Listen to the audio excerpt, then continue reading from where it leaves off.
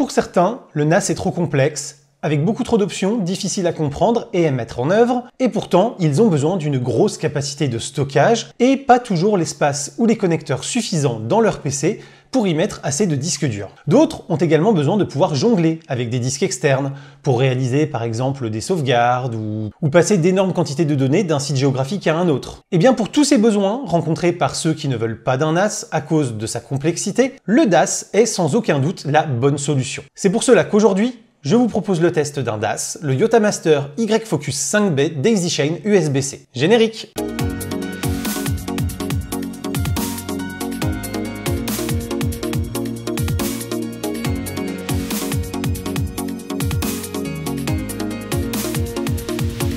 Bonjour à toutes et à tous et bienvenue dans cette nouvelle vidéo consacrée encore une fois aux nouvelles technologies et aujourd'hui plus particulièrement au stockage, puisque nous allons tester en détail un DAS à 5 baies pour ceux qui ont besoin de gros espaces de stockage flexibles et performants. Mais avant toute chose, si vous aimez cette vidéo et mon contenu, pensez à commenter, liker, vous abonner et partager, c'est le fameux clap, et c'est vraiment très important pour montrer à YouTube que mon travail mérite d'être mis en avant auprès des autres spectateurs de la plateforme. Donc je remercie tous ceux qui le feront car ça ne vous prend que quelques secondes et c'est totalement gratuit. Yotamaster est une marque qui propose des éléments liés au stockage, à la connectique et à la sauvegarde, comme des docks et hubs USB ou Thunderbolt, des boîtiers pour disques durs ou SSD, et donc des DAS dont il va être question aujourd'hui. Le nom de la marque vient du plus gros préfixe qui dominait le système international jusqu'en 2022, où le Yota représentait des ensembles de 10 puissance 24. Un Yotta-octet représente donc 1000 milliards de téra ou 1 million de milliards de gigaoctets. Mais depuis 2022, il y a désormais le Rona et le Keta qui ont été ajoutés pour comptabiliser les ensembles de 10 puissance 27 et 10 puissance 30 respectivement. Ça c'était pour la petite minute culture de la vidéo. Le DAS pour Direct Attached Storage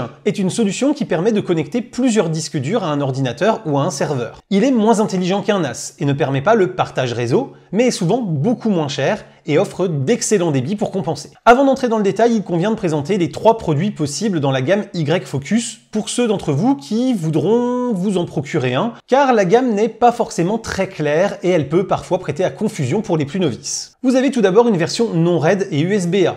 Cette version est en quelque sorte une grosse clé USB. Vous allez pouvoir y mettre des disques et accéder à chacun d'eux en le connectant à un port USB de votre PC. Ensuite, vous avez la version RAID en USB-A. Cette dernière propose un RAID matériel, directement géré par le boîtier à l'aide de petits commutateurs situés à l'arrière de ce dernier. Ces deux premières versions, en 4 ou en 5 baies, proposent un débit maximal de 5 gigabits, soit 625 mégaoctets par seconde. Enfin, vous avez la version non RAID USB-C chaînable. C'est cette dernière que l'on va tester aujourd'hui. Elle permet de relier jusqu'à 3 Y-Focus ensemble pour disposer de 12 ou 15 baies de stockage tout en utilisant qu'un seul port sur le PC. Et ici, le débit maximal grimpe à 10 gigabits par seconde. Donc clairement, si vous manipulez de grosses quantités de données et souhaitez les meilleurs débits, c'est vraiment cette version USB-C qu'il vous faut. Notez que le câble fourni, qu'il soit USB-A ou USB-C, est amovible et donc facilement remplaçable par un autre selon le besoin de connexion et de longueur dont vous avez besoin. Vous pouvez donc parfaitement acheter une version USB-A et y connecter un câble USB-B vers USB-C si votre PC ne dispose pas de port USB-A mais uniquement de port USB-C. Cette précision étant faite, passons au produit reçu, la version non RAID USB-C chaînable qui, comme ça de prime abord, ressemble fortement à un NAS. Commençons par faire le tour de l'extérieur du produit. Construit tout en aluminium de 3 mm d'épaisseur, il donne une sensation immédiate de qualité perçue et de solidité. Il arbore une couleur gris anthracite sobre et passe partout. Côté dimension, on est sur 25,3 cm de profondeur pour 13,7 de large et 18,7 de haut. Sur l'avant, nous retrouvons 5 baies extractibles, micro-perforées pour faciliter le refroidissement des disques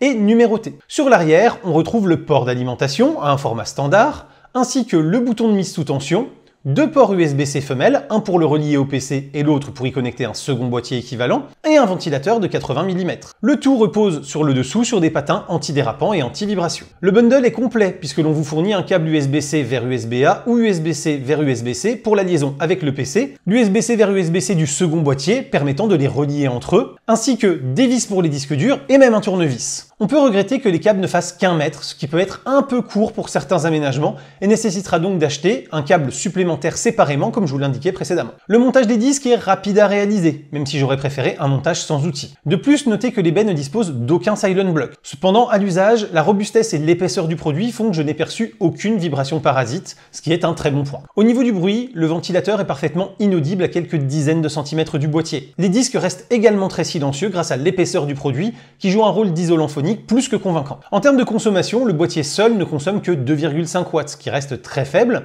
compte tenu qu'un simple disque dur à plateau pourra consommer entre 5 et 10 watts. Lors de mon test, ce boîtier était muni de 4 disques durs, 2 WD-RAID de 2 Tera et 2 Synology de 4 Tera. La consommation en pointe avec les 4 disques durs utilisés est alors montée jusqu'à 34 watts. Notez également que le boîtier, en cas d'inutilisation, passera automatiquement les disques en veille pour limiter la consommation électrique. Si vous le souhaitez, vous pouvez empêcher ça avec un petit logiciel disponible directement sur le site du constructeur. À l'usage, les débits sont conformes à ce que mes disques sont capables de fournir, et ce, même en sollicitant les 4 disques simultanément. C'est donc parfait. Cependant, pour profiter des 10 gigabits par seconde, soit quand même 1250 mégaoctets par seconde, il faudra peut-être s'orienter vers des SSD, les disques magnétiques dépassant les 250 mégaoctets par seconde n'étant quand même pas majoritaires sur le marché. On se retrouve donc en tout cas avec un stockage pouvant être gargantuesque, puisque l'on peut mettre des disques de 18 Tera par baie et un total de 15 baies enchaînant 3 boîtiers successivement. C'est donc idéal pour du photographe ou du vidéaste qui souhaiterait avoir plusieurs disques d'archives et de travail en simultané et devoir gérer d'extrêmes quantité de données. Pour les archives et les sauvegardes, notez tout de même que le produit ne permet pas de connecter ou de déconnecter les disques à chaud et qu'il n'y a aucun commutateur, comme vous le voyez, qui permette de n'arrêter qu'une seule baie spécifique pour en changer le disque.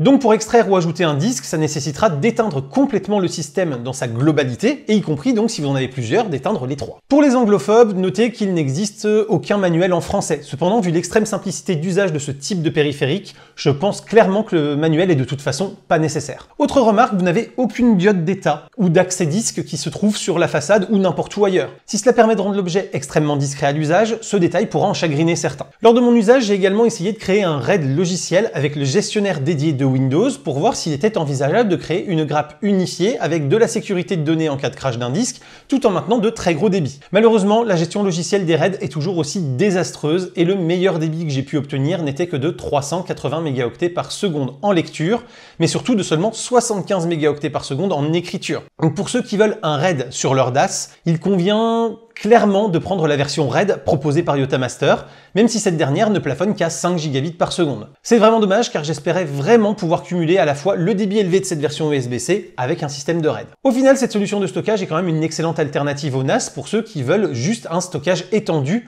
sans la prise de tête de la configuration. Mais c'est aussi un achat utile pour les détenteurs de NAS qui souhaiteraient étendre leur stockage à moindre frais. En effet, cette solution étant totalement plug and play, il est tout à fait possible de la connecter à un port USB d'un NAS pour qu'elle soit détectée comme un disque dur externe ou une clé USB. On peut ainsi stocker de très grosses quantités de données pour beaucoup moins cher que les baies d'extension proposées par la plupart des constructeurs de NAS, ou aussi pour étendre le stockage des plus petits NAS quand ces derniers ne sont pas compatibles avec les baies d'extension proposées par leurs constructeurs respectifs. Pour résumer, je trouve que ce type de produit est vraiment très bien, surtout qu'il est facilement transportable pour l'emmener sur un shooting par exemple, pour avoir de très grosses quantités de données qui soient gérables, ou chez un client, vous allez pouvoir comme ça l'emmener, et ce beaucoup plus facilement qu'un NAS où vous allez devoir avoir de la configuration réseau à faire pour pouvoir y accéder facilement. Et donc pour les possesseurs de NAS, comme je vous le disais, c'est aussi très intéressant pour rajouter de grosses quantités de stockage sans être obligé d'investir aussi lourdement que ce que les constructeurs de NAS voudraient nous imposer. Nous voilà arrivés au terme de cette vidéo qui, je l'espère, vous aura plu et vous aura appris des choses. Si c'est le cas, n'hésitez pas à la commenter, la liker, vous abonner et partager, c'est le fameux clap.